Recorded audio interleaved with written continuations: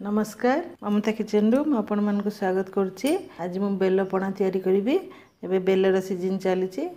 Bell पणा ये bell नहीं गोटे दही नहीं छेना गुड़ पानी गुड़ नहीं गोलमरीच गुंड बेलटा तो मुझे 2 खंड कर देछि। भितर तार सब मांसल जिनस गुड़ा मु बाहर करके गोटे जगार रखी। ये मंजी गुड़ा मध्य मुझे काढ़ी पकेबी। बर्तमान आम ताकू भल कि ग्राइंड करदेबा।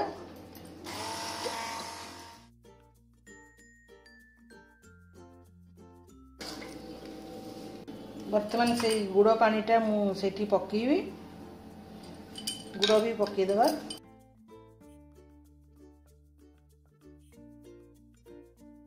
दही पकेदेबा और छेनाटे भी पकईदेवी से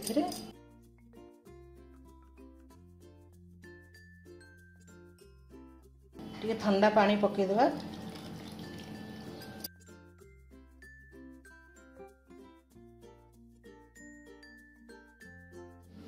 से मु 2 चम्मच गोलमरीच गुंड पकईबी।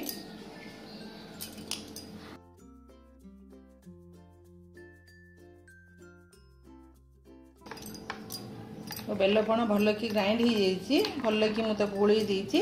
बर्तमान मत जी पानी दरकार मुझे ठंडा पानी देकर तापर ग्लास रे सर्व करी।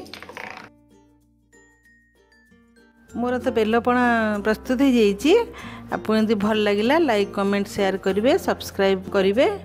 रोची धन्यवाद।